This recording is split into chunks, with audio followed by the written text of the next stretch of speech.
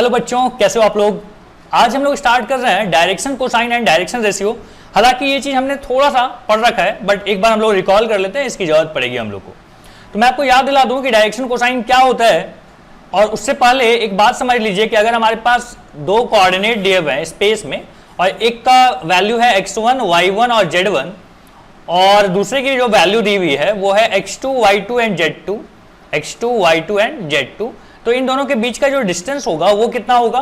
तो आपने इसी तरीके का चीज ना अपने क्लास 10th में भी पढ़ा हुआ था, याद है आपको। आपने पढ़ा था कि डिस्टेंस फॉर्मूला याद है क्या होता था। तो चलो उसी की बात हम लोग कर रहे हैं। हम लोग यहाँ पे बोल रहे हैं कि A B is equal to क्या हो जाएगा, root of x2 minus x1 का square plus y2 minus y1 का square plus z2 minus z1 का स्क्वायर। याद होगा ये सब बातें आपको। खैर हम लोग ये 3D में भी ये चीज करते हैं। सेकेंड जो चीज था वो था सेक्शन फॉर्मूला। सेक्शन फॉर्मूला, अब सेक्शन फॉर्मूला में दो चीजें होती थी बेटा। एक होता था इंटरनल डिवीजन, लिख देता हूं यहां पे इंटरनल डिवीजन। और इंटरनल डिवीजन में कहानी ये होती थी कि मान लीजिए एक दो पॉइंट्स हैं, दो पॉइंट्स के बीच में कहीं पे एक पॉइंट आ रहा है जिसको हम बोल रहे हैं एक्स वाई जेड, ठीक है, एक्स वाई एंड जेड। और यहां पे दी हुई थी कि x1, y1 एंड z1, और यहां पे दी हुई थी x2, y2 एंड z2। बोलता है कि ये जो पॉइंट है ना, ये पॉइंट इस पूरे लाइन को दो पार्ट में डिवाइड करता है। कौन कौन से पार्ट, तो बोला m1 और m2 के रेशियो में डिवाइड करता है।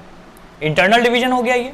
अब इसी इंटरनल डिवीजन को हम लोग क्या बोलते हैं यहाँ पे, कि हम बोलेंगे ये जो कोऑर्डिनेट है ना x, इसमें क्या हो जाएगा, मिसमैच करना है आपको 1 का 2 के साथ। मतलब m1 x2 plus m2 x1 divided by m1 plus m2।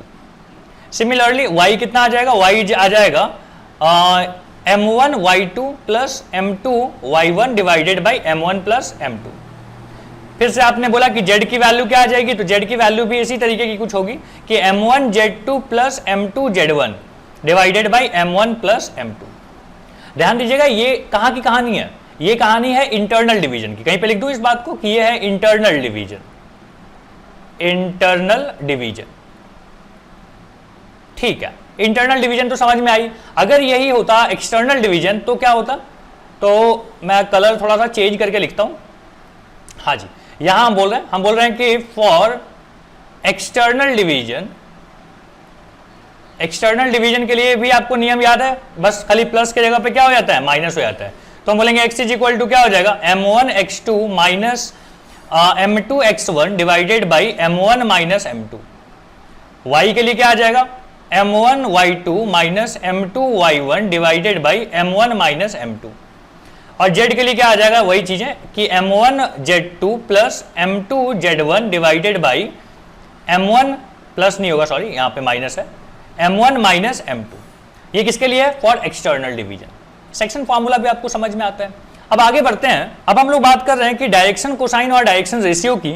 तो आपको एक चीज पता होगा कि डायरेक्शन कोसाइन को हम बोलते हैं, जैसे देखो अगर ये कोऑर्डिनेट सिस्टम है, मान लीजिए यहां पे एक लाइन है, ये लाइन यहां पे अल्फा एंगल बनाता है, y के साथ ये बीटा बनाता है और z के साथ ये गामा बनाता है, ठीक है। 3D में देखना ये सब बातें। तो हम बोलेंगे कि भाई ये जो होता है L इज इक्वल टू होता है कॉस अल्फा। L को क्या बोलते हैं, हम बोलते हैं डायरेक्शन कोसाइन। कोसाइन क्यों, क्योंकि कॉस लगा हुआ है। M इज इक्वल टू क्या हो जाएगा, तो हम बोलेंगे कॉस बीटा। और N इज इक्वल टू क्या हो जाएगा, तो हम बोलेंगे कॉस गामा।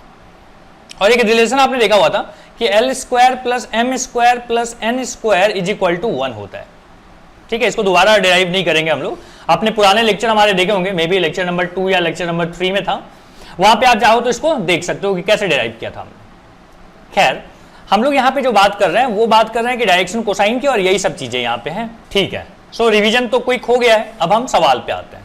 सवाल देखिए हमारे पास क्या है, फर्स्ट क्वेश्चन अपने को बोला हुआ है। अब देखिए क्या बोलता है कि find the angle between the vectors with direction ratio. दिया हुआ है अपने को, डायरेक्शन रेशियो ये है। तो बोलता है कि दोनों के बीच का एंगल बता दीजिए।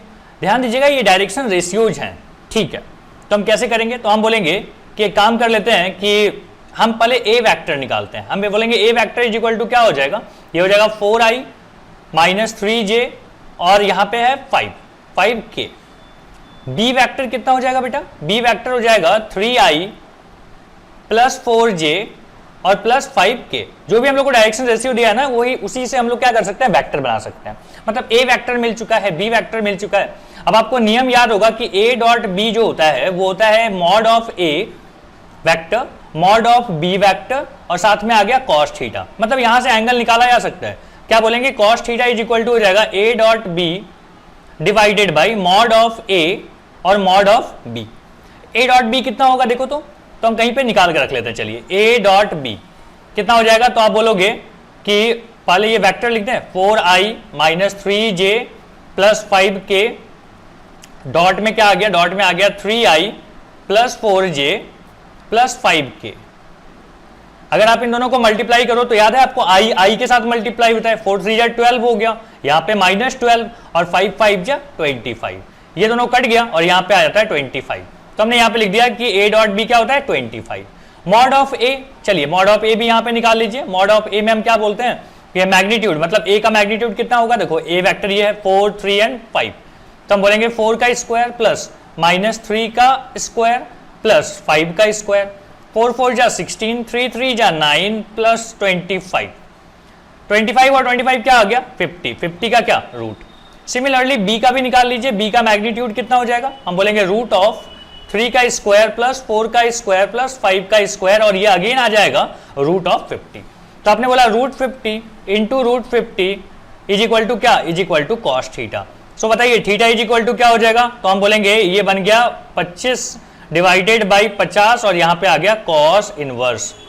सो कॉस इनवर्स ऑफ 1/2 कितना होता है, कॉस इनवर्स ऑफ 1/2 होता है 60 डिग्री, है ना। तो 60 डिग्री को हम क्या बोलते हैं, π/3।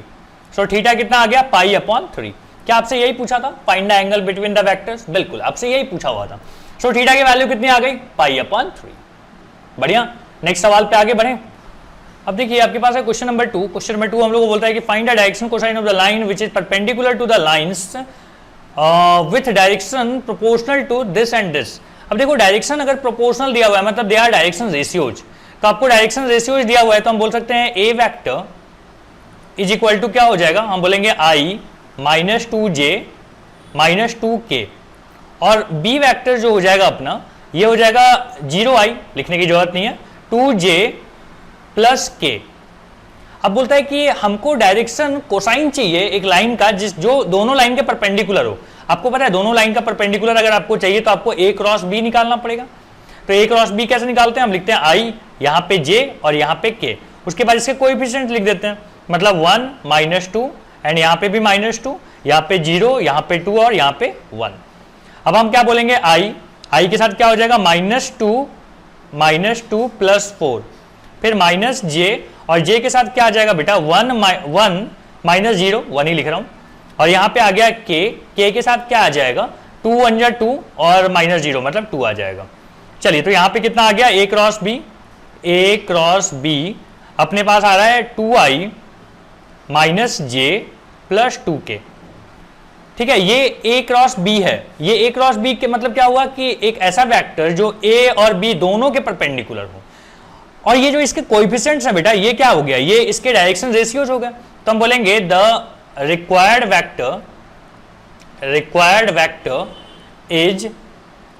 वेक्टर मतलब जो परपेंडिकुलर वेक्टर जो हमसे पूछा था वो है 2i minus j plus 2k। तो डायरेक्शन रेशियो कितना हो जाएगा, डायरेक्शन रेशियो हो जाएगा 2, -1, 2। तो बोलता है कि हमको क्या चाहिए, डायरेक्शन कोसाइन चाहिए। तो हम बोलेंगे डायरेक्शन कोसाइन कैसे मिलता है, तो हम बोलेंगे कि 2 डिवाइडेड बाई रूट ऑफ 2 का स्क्वायर प्लस 1 का स्क्वायर, -1 भी लिख सकते थे, यहाँ पे 2 का स्क्वायर कॉमा -1 अपॉन सेम चीज यही वाला, ये कितना आता है 2 2 जा 4 4 1, यहाँ पे आ गया 3, यहाँ पे भी कितना आ गया 2/3, ये भी 3 है बेटा इसलिए 3 लिखा है। So answer is 2/3 -1/3 2/3। ये क्या मिल गया, ये मिल गया डायरेक्शन कोसाइन। ठीक है, डायरेक्शन रेशियो ये था, डायरेक्शन कोसाइन ये। Question number 2 over. अब आगे बढ़ते हैं क्वेश्चन नंबर 3 पे। तो हम लोग बात कर रहे हैं क्वेश्चन नंबर 3 की। बोलता है कि if L1 M1 and N1 and L2 M2 N2 be the direction cosine of two lines, show that the direction cosine of lines perpendicular to both of the lines is proportional to this। मतलब उनका direction जो cosine होगा वो इसके proportional होगा, इस बात को प्रूफ करनी है। तो हम लोग बात करेंगे कि देखो यहां लिख देते हैं L यहां लिख देते हैं m और यहाँ पे n, और पहले वाले का क्या है तो L1 M1 और यहाँ पे है N1, यहाँ पे है L2, यहाँ पे है M2, यहाँ पे है N2। हम सबका क्या कर लेंगे, परपेंडिकुलर वाली बात है तो हम बोलेंगे A क्रॉस B निकाल लेंगे हम। मतलब आपने क्या किया, A क्रॉस B, और चूंकि आप डायरेक्शन कोसाइन की बात कर रहे हैं तो वहां पे हमने LMN लिख दिया है I J K के अलावा। तो हमने यहाँ पे लिखा है कि देखो कैसे निकालते हैं, तो L और यहाँ पे क्या आ जाएगा, हम बोलेंगे L1 M2 माइनस यहाँ पे आ गया L2 M1, फिर आ गया माइनस, और यहाँ पे आ जाएगा अपने पास L1 N2, और यहाँ पे आ गया minus L2 N1, plus n के साथ क्या आ जाएगा, n के साथ आ जाएगा L1 M2 minus L2 M1। अब देखिए ये क्या आ गया आपके पास, ये आ गया A क्रॉस B। अब आपसे पूछता है कि ये जो डायरेक्शन कोसाइन है इनका रेशियो क्या हो, डायरेक्शन कोसाइन का रेशियो क्या होगा, मतलब L कहाँ लिखे, हाँ L/M/N क्या होगा, तो आप बोलोगे कि यहाँ पे क्या आ गया सबसे पहले, अच्छा यहाँ पे आ जाएगा, यहाँ पे करेक्शन कर लीजिएगा N2 एंड यहाँ पे है N1, ठीक है, यहाँ 1 लिख देते हैं, यहाँ पे 2 लिख देते हैं। सो हमारे पास क्या आ जाएगा, L/M/N का रेशियो कितना आ जाएगा, तो हम बोलेंगे यहाँ पे आ गया M1 N2 minus M2 N1, ठीक है, कॉमा, और यहाँ पे क्या आ गया, तो हम बोलेंगे N1 L2, देख लो ये माइनस अंदर गया तो ये माइनस वाला प्लस हो जाएगा, और यहाँ पे क्या आ जाएगा L2 N1 sorry L1 N2, और यहाँ पे क्या आ जाएगा, यहाँ पे आ जाएगा L1 M2 minus L2 M1। तो इस तरीके से क्या कर लिया आपने, रेशियो निकाल लिया, ठीक है। Question number 3 over. अब देखते हैं आगे क्वेश्चन नंबर 4। अब है हमारे पास question, find the angle between the lines which direction cosines are given by the equation this and this. Direction cosines दिया हुआ है, मतलब क्या हुआ कि दो लाइंस हैं और दोनों के डायरेक्शन कोसाइंस दिए हुए हैं, इस तरीके से दिया हुआ है, तो कैसे अलग किया जाए। तो एक काम करते हैं, हम यहां से फर्स्ट वाले इक्वेशन को देख के, देखो फर्स्ट वाला इक्वेशन, पेन चेंज कर लेते हैं, कौन सा पसंद है आपको, रेड, चलो आप यहां से करते हैं। तो अपन बोल लिए कि m इज इक्वल टू हो जाएगा माइनस 3l प्लस 5n, देख लो इससे हमने ये वाला बनाया। अब हम बोल रहे हैं कि m की वैल्यू मिल गई, m की वैल्यू हम सेकेंड वाले इक्वेशन में पुट कर देते हैं, मतलब 6mn था माइनस 2nl दिया हुआ है plus 5lm is equal to 0। हाँ जी, तो हम लोग क्या करेंगे, यहाँ पे m की वैल्यू पुट कर देते हैं, तो यहाँ पे आ गया 6 और n को ऐसे रहने दो, m की जगह पे लिखेंगे अपन माइनस 3l और प्लस 5n। अगेन m के जगह पे लिखना है, तो ये तो nl है, इसमें तो कोई दिक्कत नहीं है। यहाँ पे 5l और m के जगह पे क्या लिखने वाले हो, माइनस यहाँ लिख देता हूँ, और यहाँ पे आ गया 3l plus 5n is equal to 0। अब देखो यहाँ पे क्या आ जाएगा, तो हम बोलेंगे यहाँ पे आ जाएगा 6 3 18nl विथ माइनस साइन, फिर अगेन 6 5 30n स्क्वायर, फिर यहाँ पे कितना आ गया minus 2nl minus 5 3 15l square, और यहाँ पे आ जाएगा बेटा 25nl। अब देखो nl वाला बहुत कहानी चल रहा है ना, nl वाला यहाँ पे देखो 20 माइनस 20 और माइनस 25 कितना आ जाएगा माइनस 45। तो मैं बोल रहा हूँ कि देखो सबसे पहले n स्क्वायर लिख देते हैं, दिस इज इक्वल टू 0 है, सो माइनस 30n स्क्वायर, यहाँ पे आ गया बेटा 45 आई थिंक है ना, 45nl with minus sign minus 15l square is equal to 0। आप माइनस 15 कॉमन ले लो तो क्या आ जाएगा 3n स्क्वायर, और क्या आ गया, अच्छा 15 2 आ जाएगा ना, 2n स्क्वायर और 15 3 45, तो 3nl, और यहाँ पे आ गया माइनस तो हट गया, माइनस कॉमन ले लिया हमने, और यहाँ पे कितना आ गया, यहाँ पे आ गया l square is equal to 0। अब आप क्या करोगे, अब आप इसको ब्रेक करोगे, तो हम बोलेंगे 2n square plus 2nl plus 1nl मतलब nl plus l square is equal to, भाई स्प्लिटिंग द मिडिल टर्म कर रहा हूं, कोई बड़ी बात नहीं है। सो 2n यहां से कॉमन, यहाँ पे आ गया n प्लस l, यहाँ पे आप l कॉमन ले रहे हो, यहाँ पे अगेन आ गया n प्लस l, ब्रैकेट की चीजें सेम आ रही हैं, सही जा रहा है, मतलब यहाँ पे आ गया इस तरीके से और यहाँ पे आ गया इस तरीके से। सो यहाँ पे अपने को मिल रहा है कि 2n is equal to minus l, और एक जगह आ रहा है कि n is equal to minus l, ठीक है। हमारे पास दो कहानियां चल रही हैं, चलो अब यहाँ पे मैं लिखता हूं बाजू में, ठीक है। सो अगर मैं बोल रहा हूं कि मान लीजिए फर्स्ट इक्वेशन ले रहे हैं, फर्स्ट इक्वेशन में बोल रहा है कि n इज इक्वल टू क्या है माइनस l अपॉन 2 है, n इतना है, अच्छा n m कितना है, तो m यहां से कैलकुलेट कर लेते हैं, देखो m कितना आ जाएगा, हम बोलेंगे माइनस 3l प्लस 5, n मतलब क्या है, n मतलब है माइनस एल अपॉन 2। इसको कैलकुलेट कर लेते हैं, देख लेते हैं कितना आता है। तो यहां पे कितना आ गया, 3l और माइनस 5l अपॉन 2, यही है ना, हाँ, माइनस 5l अपॉन 2। तो कितना आ जाएगा, यहां पे आ जाएगा l upon 2 with minus sign, मतलब माइनस l अपॉन 2। n मिल गया, ठीक है। तो हम बोलेंगे n इज टू lmn होता है ना, l m और n। l कितना है बेटा, l तो l है। m कितना है, m है माइनस l बाई 2, और n कितना है, तो n है माइनस l बाई 2। अगर मैं बात करूं कि इसका रेशियो का, अगर सबका रेशियो निकाल लें तो 2 से मल्टीप्लाई कर देना, तो यहां पे आ जाएगा 2 is to minus 1 is to minus 1। ये क्या मिल गया हम लोग को, अच्छा हम लोग को ये मिला है डायरेक्शन रेशियो, जैसे डायरेक्शन रेशियो, डी आर मतलब हो गया डायरेक्शन रेशियो। अच्छा, आपको एंगल चाहिए था, एक काम करते हैं पहले दूसरे वाले का निकालते हैं। दूसरे वाले का कहां से मिलेगा, इस रिजल्ट से मिलेगा। तो आपने बोला कि n इज इक्वल टू होता है माइनस एल, और m कैसे मिलेगा, तो m कैलकुलेट कर लेते हैं, माइनस 3l प्लस 5n, ये था फॉर्मूला, ये फॉर्मूला नहीं, यहां से इक्वेशन था। सो m इज इक्वल टू क्या आ जाएगा, माइनस 3l प्लस 5, और प्लस नहीं माइनस होगा यहाँ पे क्योंकि, ठीक है। सो अब नाउ यहाँ पे आ गया माइनस 12 और यहाँ पे आ जाएगा फाइनली प्लस 12। तो हम बोलेंगे L is to M is to N, कितना आ जाएगा, L को तो आपने L बोला हुआ है, M को बोला है 2L और N को बोला है आपने माइनस L। यहाँ पे आ गया 1 is to 2 is to minus 1। ये भी क्या है, direction ratio. Direction ratio of 1, direction ratio of 2। अगर आपको दोनों का डायरेक्शन रेशियो पता चल गया तो क्या आप एंगल निकाल सकते हैं, बिल्कुल निकाल सकते हैं। मान लीजिए ये A वेक्टर है, ये वाला क्या है, ये है B वेक्टर का। तो अब हम बात कर सकते हैं कि A vector dot B vector is equal to होता है mod of A mod of B, साथ में आता है cos थीटा। तो अब आप मुझे बताइए, मॉड ऑफ A कितना आ जाएगा, 2 2 जा 4 प्लस 1 प्लस 1 4 5 6, कितना आ गया, रूट ऑफ 6।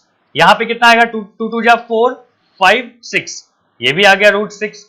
डॉट प्रोडक्ट कर लें, 2 1 जा 2, अगेन माइनस 2 और again plus 1 is equal to कितना आ गया, कॉस थीटा। सो यहां से आ जाएगा बेटा 1 अपॉन 6 इज इक्वल टू क्या, cos theta. So theta is equal to हो जाएगा कॉस इनवर्स ऑफ 1 अपॉन 6। बोलो बात समझ में आती है। तो एंगल इस तरीके से हम लोग कैलकुलेट कर सकते हैं। आगे बढ़ते हैं क्वेश्चन नंबर 5 की तरफ। अब देखिए नेक्स्ट सवाल दिया हुआ है कि find the direction cosine of two lines which are connected by a relation this and this. तो हम बोल रहे हैं एक काम करते हैं, फर्स्ट वाले से, भाई पुराना तरीका, हम बोलेंगे फर्स्ट वाले से एक रिलेशन अपन निकाल के रख लेते हैं। मतलब L इज इक्वल टू क्या हो जाएगा, यहाँ पे L is equal to 5m minus 3n, ठीक है। इसको हम क्या करेंगे, इसमें सेकेंड वाले में पुट करेंगे। मतलब आप लिख रहे हो 7l square plus 5m square minus 3n square is equal to 0, और 7l के जगह पे आप लिख रहे हो 5m माइनस 3n का whole square plus 5 into m square minus 3n square is equal to 0। अब यहाँ पे क्या हो जाएगा, यहाँ पे आप ओपन करेंगे, इसको ओपन करेंगे तो कितना आ जाएगा, 25m square plus 9n square minus 5 3 15 2 30 mn, okay. और यहाँ पे आ गया 5m square minus 3n square is equal to 0। Further अगर सॉल्व किया जाए तो यहाँ पे आता है 25 6 जा 150 होता है 175 हो गया, 175 m स्क्वायर 9 7 जा 63 n स्क्वायर माइनस 7 3 जा 21 210 mn हो जाएगा, और यहाँ पे हो जाएगा 5m स्क्वायर, यहाँ पे आ जाएगा 3n स्क्वायर। अब आपको दिख रहा होगा कि 175 प्लस 5 क्या आता है, 180 m स्क्वायर, और यहाँ पे आ गया बेटा 60 n स्क्वायर, और यहाँ पे आ गया कितना कर लेंगे इसको 210, इसमें तो कोई है नहीं, चलो ठीक है। अब आप क्या कर सकते हो, थोड़ा सा रीअरेंज भी करेंगे और कुछ चीजें कॉमन होती होगी तो कॉमन भी ले लेंगे। जैसे आप 30 दिख रहा है कि 30 कॉमन ले सकते हैं, है ना। तो 30 अगर कॉमन लिया जाए तो यहाँ पे आएगा 6m स्क्वायर, यहाँ पे अगर आप 30 कॉमन लोगे तो यहाँ पे आ जाएगा 2n स्क्वायर, यहाँ पे 30 कॉमन लेंगे तो आ जाएगा माइनस 7mn। अब आपको दिख रहा होगा कि स्प्लिटिंग द मिडिल टर्म से आप इसको सॉल्व कर सकते हैं। 60 जा 18 में से 18 से क्या लाना है अपने को, 7 लाना है, माइनस 7 लाना है। क्या किया जाए, क्या किया जाए, तो एक काम करते हैं 6 3 जा नहीं चलेगा बात, 9 2 जा हो सकता है, 9 इंटू 2। अच्छा यहाँ पे एक चीज और देखना होगा, कहीं पे माइनस प्लस का तो कोई इश्यू नहीं है, हाँ जी नहीं, यहाँ पे माइनस चल रहा था और ये माइनस यहाँ पे आ गया। ओके, अच्छा यहाँ पे एक माइनस है, ये भी सही चल रहा है, यहाँ पे भी सही है। Okay okay okay okay okay, ठीक है। तो हम बोलेंगे यहाँ से स्प्लिटिंग द मिडिल टर्म वाला कॉन्सेप्ट यूज करो, मतलब 6 टू जाए, यहाँ पे कितना आ गया 12, पेन चेंज कर लेते हैं ना 12, और यहाँ पे क्या बोल रहे हो, यहाँ पे बोल रहे हो कि 12 कैसे आएगा, 4 3 जा, 4 और 3 क्या होता है 7, माइनस रख लो दोनों को और यहाँ पे क्या आ जाएगा -7। सो हमने बोला कि 6m² माइनस 4mn और यहाँ पे 3mn प्लस 2n²।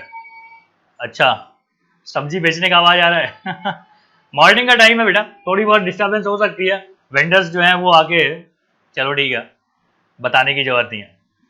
अब क्या हो गया, यहाँ पे आ गया 2m, यहाँ पे आ गया 3m माइनस 2n और यहाँ पे आ गया n कॉमन ले लीजिए तो यहाँ पे आ जाएगा 3m minus 2n is equal to 0। अब आपकी कहानी कैसे चलेगी, यहाँ लिख के बताता हूँ। अब आप बोल रहे हो कि यहाँ पे क्या हो जाएगा 2m माइनस n और यहाँ पे आ गया 3m minus 2n is equal to 0। इसका मतलब क्या हो गया कि या तो ये वाला 0 है या तो ये वाला 0 है। अगर ये 0 है तो यहां से क्या आ जाएगा कि n is equal to 2m और यहां पे क्या आ जाएगा n is equal to 3m upon 2। तो हमने चलो n की वैल्यू दोनों जगह निकाली है। अब हमारे पास इसका एक पूरा सेट मिल जाएगा, जैसे n मिल चुका है आपको तो l मिल जाएगा। l कितना हो जाएगा, तो हम बोलेंगे 5m माइनस 3n था और n के जगह पे क्या लिखना है 2m, तो यहाँ पे आ जाएगा -6m और यहाँ पे आ गया 5m, यहाँ पे है l, so l is equal to -m। अच्छा देखो आपको हर चीज मिल चुका है। जैसे मैं बात करूं कि lmn, तो lmn का जो डायरेक्शन रेशियो होगा वो क्या हो जाएगा, तो l इज इक्वल टू क्या है -m, m तो m ही है भाई और n की जगह पे क्या लिखा है अपने 2m, तो हम बोलेंगे ये हो गया -1:1:2। क्या मिल रहा है, ये डायरेक्शन रेशियो, dr, डॉक्टर नहीं dr डायरेक्शन रेशियो। यहाँ पे अब n की बारे यहाँ पे बात करते हैं, तो हम बोलेंगे l इज इक्वल टू, फिर से कैलकुलेट करते हैं कि 5m माइनस 3n, तो आ जाएगा 5m minus 3 into 3m upon 2, तो कितना आ जाएगा 9/2। 9/2 मतलब होता है 4.5, 4.5, तो यहाँ पे माइनस करोगे तो m/2 आ जाएगा। खैर lmn की वैल्यू आपको मिल चुकी है, हम बोलेंगे l is to m is to n की जगह पे क्या लिखेंगे, हम लिखेंगे m/2, m को तो आपने m ही लिखा है और n की जगह पे लिखा है आपने 3m/2। एक काम करते हैं 2 से मल्टीप्लाई कर लेते हैं, m कॉमन ले लेंगे, क्या आ जाएगा देखो तो आ जाएगा 1:2:3। ठीक है, ये क्या मिला आपको, ये मिला आपको डायरेक्शन रेशियो। दोनों का डायरेक्शन रेशियो मिल चुका है। क्या आप दोनों का डायरेक्शन कोसाइन बता सकते हैं, बिल्कुल बता सकते हैं। कैसे आ जाएगा, तो हम बोलेंगे -1 अपॉन इसका डिटरमिनेंट कितना होता है 2 2 4 5 6 √6, यहाँ पे क्या आ जाएगा 1/√6 और यहाँ पे क्या आ जाएगा 2/√6। ये क्या बन गया, ये है direction cosine, DC direction cosine. Okay, तो हम लोग बात कर रहे थे यहाँ पे कि एक का तो डीसी मिल गया हम लोग को डायरेक्शन कोसाइन, सेकंड का भी मैंने लिख रखा है कि क्या हो गया कि डायरेक्शन रेशियो आपको पता था और आपने क्या किया, उसके मैग्नीट्यूड से डिवाइड करके क्या बन जाता है आपका डायरेक्शन कोसाइन। पता होगा आपको ना ये बात, डायरेक्शन कोसाइन कैसे निकालते हैं, डायरेक्शन रेशियो कैसे निकालते हैं। एनीवे, क्वेश्चन नंबर 5 यहाँ पे ओवर। अब आगे देखते हैं क्वेश्चन नंबर 6। आइए अब देखते हैं क्वेश्चन नंबर 6। क्वेश्चन नंबर 6 बोलता है कि if the variable line of two adjacent positions has direction cosine lmn and दूसरा है l plus delta l, m plus delta m और n प्लस डेल्टा n, तो बोलता है show that the small angle that is d theta between two positions is given by this. ठीक है, okay. देखो हम लोग को एक चीज दिया हुआ है, पेन चेंज कर लेता है ना, तो हम लोग को दिया हुआ है कि भाई ये डायरेक्शन कोसाइन है। आपको पता है डायरेक्शन कोसाइन का एक रिलेशन होता है कि l² plus m² plus n² is equal to क्या होता है 1। ये आ गया अपना फर्स्ट ना, और सेकंड वाला भी तो डायरेक्शन कोसाइन है, तो यहाँ पे भी ये नियम लागू होगा। मतलब आप लिख सकते हैं l प्लस डेल्टा l का whole square plus m plus delta m का होल स्क्वायर और n प्लस डेल्टा n का होल स्क्वायर। बोलिए लिख सकते हैं ये बात, इज इक्वल टू क्या होगा 1 होगा। यहाँ पे फिर से आ जाएगा l² plus m² plus n² plus delta l का whole square plus delta m का whole square plus delta n का होल स्क्वायर प्लस 2ab वाला पार्ट है ना, मतलब 2l delta l m delta m और n delta n is equal to क्या हो जाएगा अगेन 1 हो जाएगा। आपको पता है कि ये पार्ट कितना है, ये पार्ट को मैं 1 लिख सकता हूं, तो आ जाएगा 1 प्लस डेल्टा एल का स्क्वायर प्लस डेल्टा एम का स्क्वायर प्लस डेल्टा एन का स्क्वायर इज इक्वल टू नहीं, एक काम करो, इसको फिलहाल यहीं पे रहने दो, ठीक है। L delta L plus M delta M plus N delta N is equal to 1, 1 1 cancel. Now आपके पास आ रहा है कि डेल्टा एल का स्क्वायर प्लस डेल्टा एम का स्क्वायर प्लस डेल्टा एन का square is equal to minus sign के साथ ट्वाइस बाहर रखो, L delta L plus M delta M plus N delta N. ये बात हमको समझ में आई and this is equation number 2। हमारे पास दो इक्वेशन है, दोनों हमको समझ में आ चुका है कि ये वाला पार्ट है एंड ये वाला पार्ट। अब हम लोग बोल रहे हैं कि मान लीजिए हमारे पास ए एक नाम का यूनिट वेक्टर है, यूनिट वेक्टर, ठीक है, वेक्टर नहीं, यूनिट वेक्टर है, तो हम उसको बोल सकते हैं कि उसका जो अगर direction cosine L M N दिया हुआ है तो हम बोल सकते हैं L I plus M J plus N के बोल सकते हैं।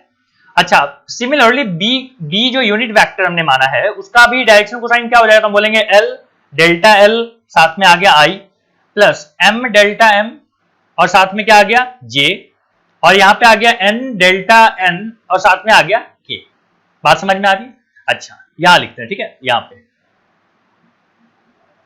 अब इसके बाद आप क्या बोल सकते हो, हम बोलेंगे बेटा कि ए डॉट बी जो होता है ये क्या आता है, तो हम बोलेंगे mod of A mod of B और साथ में क्या आ गया कॉस थीटा।